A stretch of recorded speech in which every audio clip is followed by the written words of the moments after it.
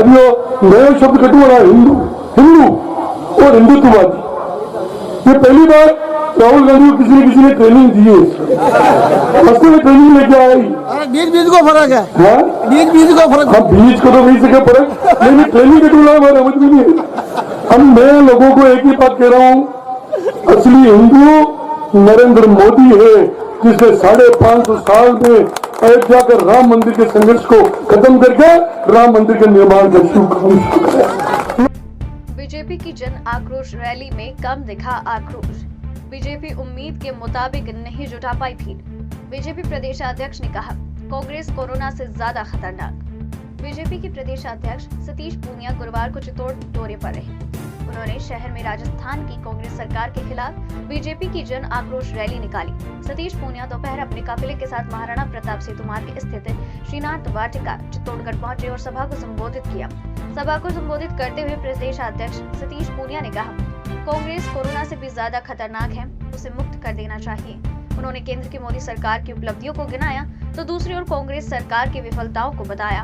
उन्होंने कहा, सबसे ज्यादा महंगाई राजस्थान में कांग्रेस की सरकार में है। वहीं सभा में जिला प्रमुख डॉक्टर सुरेश ठाकर, सांसद सीपी जोशी, श्रीचंद कृपलानी और बीजेपी के अन्य नेताओं ने भी संबोधित किया। वहीं सभा के बाद बीजेपी प्रदेश अध्यक्ष पूनिया पदाधिकारियों और कार्यकर्ताओं के साथ पदयात्रा करते हुए कलेक्ट्रेट पहुंचे। वहीं मौजूद भाजपा कार्यकर्ताओं ने नारों के साथ गहलोत सरकार के खिलाफ विरोध जताया। वहीं इस पूरे जन आक्रोश कार्यक्रम में बीजेपी कार्यकर्ताओं की भीड़ कम होने से आक्रोश कम ही नजर आया। वहीं कांग्रेस के पूर्व विधायक सुरेंद्र सिंह जाड़ावत ने बीजेपी की इस जन आक्रोश रैली को वसुंधरा यात्रा का जवाबी शो बताया है। नवभारत समाचार चित्तौड़गढ़ राजस्थान से दुर्गेश कुमार लक्षकार की रिपोर्ट। वो नौजवान बेरोजगार था, थोड़े दिन बाद तलाक हो गया। अदालत ने निर्णय दिया कि तेरी पत्नी को 1500 रुपए भरण पोषण का भत्ता देना पड़ेगा। जज साहब ने पूछा देगा कि नहीं देगा, बोला हुक्म जरूर दूंगा। फिर जज साहब ने पूछा कब देगा, बोला जी तब दूंगा जब अशोक गहलोत जी मेरे खाते में 3500 रुपए जमा कराएंगे। यहाँ किसानों के कर्जा माफी की और महिलाओं के उत्पीड़न का एक बैनर खड़ा है। मेरे से सारे पहले वक्ताओं ने इस बात की चर्चा जरूर करी है, मैं उस बात को दोहराऊंगा तो नहीं, लेकिन मुझे ताज्जुब जरूर होता है कि भगवान कृष्ण भी होते तो शायद ऐसा चमत्कार नहीं करते, ऐसा आविष्कार नहीं करते जैसा राहुल गांधी जी ने किया। मैंने दुनिया में नहीं देखा बोले 1 से 10 तक गिनती गिनूंगा और किसानों का कर्जा माफ हो जाएगा। किसान भाइयों 60 लाख किसान हैं, 1,20,000 करोड़ का कर्जा है और आपको ध्यान होगा कि इस कर्जे में किस तरीके से लोग पीड़ित होते हैं। गंगानगर के, रायसिंह नगर के, ठाकरी गांव के किसान सोनलाल कडेल ने एक लाइव वीडियो जारी किया, अपनी मौत का जिंदा वीडियो जारी किया और ये कहा कि कर्जा माफी के कारण नहीं होने के कारण, कर्जे से तंग होने के कारण मैं आत्महत्या कर रहा हूं और मेरी मौत का जिम्मेवार राजस्थान का मुख्यमंत्री होगा। ये राजस्थान के किसानों की दशा है। इस राजस्थान की धरती पर इस जन आक्रोश का कारण यही है कि राजस्थान में पहली बार, नहीं तो राजस्थान को ऐसा माना जाता है कि ये शांतिपूर्ण प्रदेश है, यहां घूमने के लिए लोग आते हैं, व्यापार के लिए आते हैं, रहने के लिए आते हैं। लेकिन इस कांग्रेस पार्टी के राज में पहली बार 6.5 लाख मुकदमे दर्ज हुए हैं और मुख्यमंत्री कहते हैं कि उसमें 47% महिलाओं के मुकदमे झूठे हैं। 5310 गैंगरेप और बलात्कार की घटनाएं हुई हैं। अशोक जी और कोई बद्दुआ देख नहीं दे, जवाब मांगे कि नहीं मांगे, लेकिन राजस्थान की माताएं बहनें, मैं इस जौहर ज्वाल की धरती से आपको चुनौती देता हूं, 2023 में हमारी माताओं बहनों की बद्दुआएं आपको शासन से खींचकर सड़क पे ले आएंगे। वो तमाम बेरोजगार यहां संविदा कर्मी अपनी मांग उठाते हैं, राजस्थान का बेरोजगार न्याय मांगने के लिए इन्हीं भाई और बहन से, इन्हीं राहुल जी और प्रियंका गांधी से न्याय मांगने के लिए लखनऊ की ठंड में ठिठुरती सड़कों पर कांग्रेस पार्टी के मुख्यालय के बाहर धरना देते। ये 3 बड़े मुद्दे हैं जिसके आधार पर राजस्थान की ये जन आक्रोश की रैली शुरू हुई है। होते हैं जो किसानों का नाश करके सत्ता पर आसीन होते हैं और उसके बाद किसानों की सुध नहीं लेते। और किसानों का हैसियत तो नरेंद्र मोदी जी है, जिन्होंने कहा कि मैं हर किसान का बैंक में खाता खोलूंगा, मैं 2 रुपए में किसान का बीमा कराऊंगा, 12 रुपए में मैं किसान का सोयल हेल्थ कार्ड योजना लेकर आऊंगा, मैं हर किसान के खाते में 6,000 रुपए साल के भेजूंगा। और किसान हितैषी तो नरेंद्र मोदी है, जिन्होंने संसद में 50% की जगह 33% खराबे का नियम लेकर आए।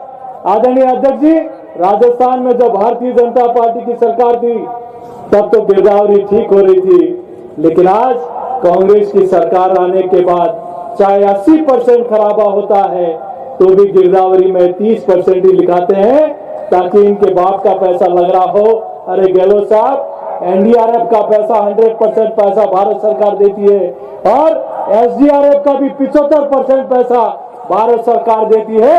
और किसानों के लिए जितना खुल के दिल के जो आपने वादा निभाया था 3 साल पहले, उसका 1% भी कर लेते तो राजस्थान की जनता आपको माफ कर देती। लेकिन अब जनता ने निर्णय कर लिया है कि 2023 में आपका सफाया निश्चित होने वाला है और इसमें किसान अपनी प्रमुख भूमिका निभाने वाला है। महिलाओं के लिए अब ये कर्नाटक के एक विधायक का स्टेटमेंट आया, माताएं बहनें बैठी हो, स्टेटमेंट तो यहां बोल नहीं सकता, लेकिन मैं ये कह सकता हूं, प्रियंका गांधी जी, आप यूपी में तो जाके आंसू बहाते हो, वहां तो योगी बाबा सबका इलाज करना जानते हैं, लेकिन राजस्थान की माताओं बहनों के लिए भी अगर आप इतना दर्द झलकाती तो शायद ठीक रहता। अरे विधायक महोदय, ऐसा भेड़िया राजस्थान में होता तो जनता सड़क पर दौड़ा देती। आपको शर्म नहीं आती। और कांग्रेस पार्टी ने स्पीकर रहते हुए भी पहले स्टेटमेंट दिया और अभी विधायक रहते हुए उन्होंने ऐसा गैर जिम्मेदाराना स्टेटमेंट दिया। कांग्रेस पार्टी ने अभी तक उस पर कोई कार्रवाई नहीं की। सुरेश जी ने अभी रावत भाटा की और बेगू की और चित्तौड़ की, चंद्रभान सिंह जी ने, अर्जुन जी ने, ललित जी ने बहुत सारी बातें की। ये बात सही है कि पत्थर लिखवाने का शौक बहुत है। अभी सुरेश जी और हम बात कर रहे थे कि रावत भाटा में एक सड़क का शिलान्यास किया, जो सड़क भारत सरकार ने दी है, जो सड़क डॉक्टर सुरेश जाकर और सीपी जोशी के आग्रह पर नितिन गडकरी ने दी है। आप पत्थर पर नाम लिखा सकते हो, अरे हम तो दिलों पर नाम लिखाने के लिए काम करने आए हैं। मैं इतना जरूर कह सकता हूं, जिस संभल के पानी के दावा ये कर रहे हैं, विधायक जी और हमने भारत सरकार के माननीय मंत्री जी से बात की, उसका पत्र भी आपको चाहे, हम चूंकि क्रेडिट लेने में कांग्रेस वाले माहिर है, उसका पत्र भारत सरकार ने राजस्थान के सेक्रेटरी को कहा कि चंबल का पानी चित्तौड़ में आना चाहिए, भीलवाड़ा में जा सकता है तो चित्तौड़ की धरती पर भी पानी आना चाहिए, और उसी निमित्त वो पत्र आपको कल ही मैं भिजवा दूंगा। मेडिकल कॉलेज की जहां तक बात हो रही है, पिछले कार्यकाल में 7 मेडिकल दिए। मेडिकल पिछले 3 साल में विकास डेवलपमेंट कुछ कर नहीं पाए। जो काम पहले हुए थे उनको रोकने का काम जरूर इन लोगों ने किया है। और एक बात जरूर कहते हैं कि हम चंबल से पानी लाना चाहते हैं। माननीय मोदी जी ने दूसरी बार प्रधानमंत्री के बाद बनने के बाद एक घोषणा करी थी कि राजस्थान में या पूरे देश में एक भी घर 2023-24 तक ऐसा नहीं बचे कि नल से और टोटी से पानी हम नहीं पहुंचाएं। उन्होंने कहा सभी राज्य सरकारें 50% पैसा दे और केंद्र सरकार उसका 50% पैसा देगी, पर राजस्थान सरकार ने प्रोजेक्ट बनाने में काफी देरी करी है, अभी तक भी उनका प्रोजेक्ट नहीं बने हैं। इसलिए चंबल से पानी लाने के लिए मैं माननीय प्रधानमंत्री मोदी जी और हमारे सांसद भाई सीपी जी को भी धन्यवाद दूं कि उन्होंने कोशिश करके चित्तौड़गढ़ के काफी गांवों में और चम्बल से हमारे यहाँ पानी भी आ रहा है। एक घोषणा और कही थी कि राजस्थान में मेडिकल कॉलेज और चित्तौड़गढ़ जिले में मेडिकल कॉलेज हो। मयंक मोदी जी ने एक घोषणा कही थी, प्रधानमंत्री जी ने, कि देश के 8 जिला हेडक्वार्टर पर मेडिकल कॉलेज हो। उसके एक साथ राजस्थान में 12-13 कॉलेज दिए हैं। उसमें 50% पैसा केंद्र सरकार का है, 60% पैसा केंद्र सरकार का है और 40% पैसा राज्य सरकार का है। इसे राजस्थान की सरकार की और यहाँ के नेताओं को वाहवाही लेने की जरूरत नहीं है। मैं मोदी जी को धन्यवाद दूं, या मेडिकल कॉलेज दिया। और हमारी काफी रोडें, काफी चीजें यहाँ पास हुई थी, उनको कैंसिल कराने का काम जरूर किया है। या लूट खसोट, बदमाशी, गुंडागर्दी, रेती में पैसा, बिजली में पैसा, नगर पालिका हो या यूआईटी हो, सब जगह लूट खसोट हो रही है। पर आने वाले दिनों में सरकार बनेगी 2023 में, इनकी जांचें भी होगी, इनके बहुत से नेता जेल में भी होंगे और बहुत से अधिकारी भी जेल में जाएंगे। क्योंकि राजस्थान में सरकार बनने से कोई रोक नहीं सकता। मैं तो ये कह सकता हूं, राजस्थान में 180-185 सीटें आएंगी और छोटा टेम्पू भर के आए इतने से एमएलए जीतेंगे। ये वादा मैं जरूर आप लोगों से कर सकता हूं। चित्तौड़गढ़ जिले की 5 में से 5 भारतीय जनता पार्टी जीतेगी, यहाँ का सांसद भी भारतीय जनता पार्टी का बनेगा और राजस्थान में एक प्रकार वाला सरकार बनेगी। और जिस प्रकार बिजली की बातें, दूसरी युवाओं की बातें सब नेताओं ने करी, वास्तव में भ्रष्टाचार और इनकी काफी अति हो रही है और आने वाले दिनों में सरकार को भुगतना पड़ेगा और आने वाले दिनों में भारतीय जनता पार्टी की सरकार बनेगी।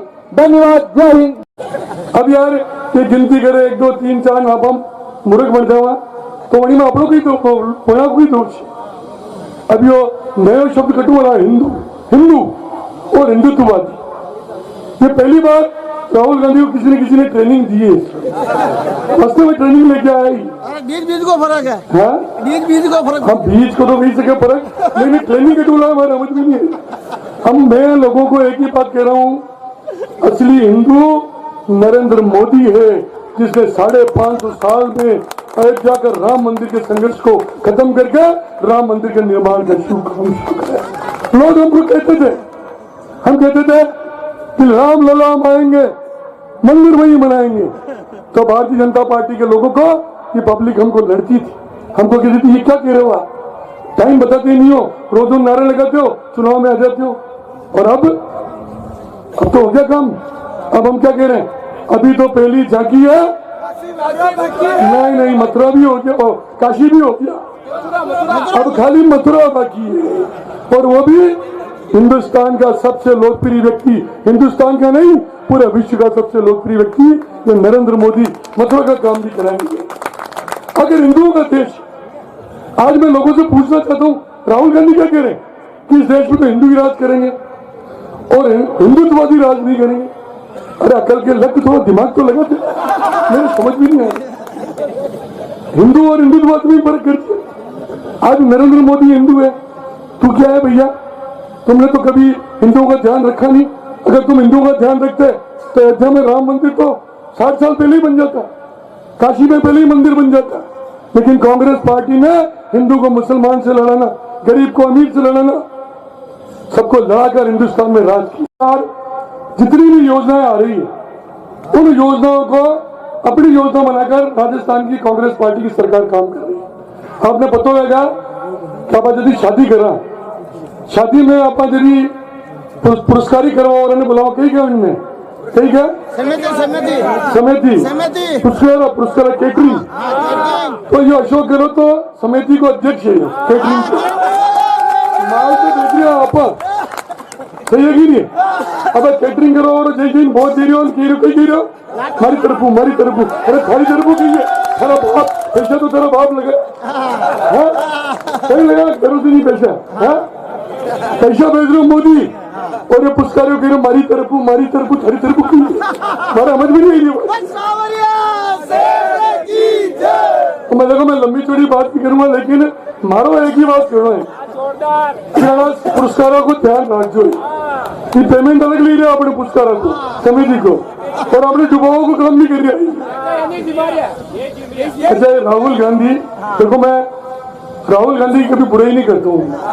ये मंच में जितने बैठा है बार बार पानी पी पी कर राहुल गांधी को गाली देते हैं। और मैं चाहता हूँ एक बार जोरदार राहुल गांधी। तब महात्मा गांधी ने पंडित जवाहरलाल नेहरू को कहा था कि स्वतंत्रता सेनानियों का संगठन कांग्रेस से इसको खत्म कर दो और अपना अपना संगठन बनाकर चुनाव लड़ो और राज करो। लेकिन पंडित जवाहरलाल नेहरू ने उनकी बात नहीं मानी। कांग्रेस को एक कांग्रेस पार्टी संगठन बनाकर 60 साल तक इस देश को उन्होंने लूटा और राज किया। मैं राहुल गांधी को धन्यवाद देता हूं कि पंडित जवाहरलाल नेहरू ने तो उनकी बात नहीं मानी, लेकिन ये महात्मा गांधी का सच्चा चेला है, कांग्रेस को खत्म करके ही जाएगा। चले जाएगा, 100% खत्म करेगा। इनका कोई दोष नहीं है, इनकी वर्दी है। लेकिन मैं पुलिस पर सीधा सीधा आरोप लगाना चाहता हूं कि पुलिस कानून व्यवस्था नहीं, कि कांग्रेस के एजेंट का काम कर रही है। इनके पुलिस के अधिकारी दलाल बने हुए हैं सारे विधानसभा में। मैं ऐसी सरकार को उपकार फेंकने का आह्वान करता हूं। सरकारी और अधिकारी कर्मचारी मेरी बात सुन रहे हो तो सुन ले कि 2023 में हम सरकार में आने वाले हैं। आप लोग जिस प्रकार से भारतीय जनता पार्टी के कार्यकर्ता को चुन चुन करके, हमारे लोगों को चुन चुन करके, आप हमारे लोगों को चुन चुन करके बदला दे रहे हो। मैं यहाँ जिम्मेदारी देने आया हूँ अध्यक्ष जी के नेतृत्व में। हम सब लोग मिल करके अगर हमारी 23 में सरकार बनेगी और 100% भारतीय जनता पार्टी की सरकार बनेगी, तो उन लोगों को कहता हूँ कि तुम्हारा कर्ज ब्याज से ही चुकाएंगे और जो लोग अभी ज्यादा उछल कूद कर रहे हैं उनको जेल भेजना पड़ेगा, तब भी जेल भेजेंगे।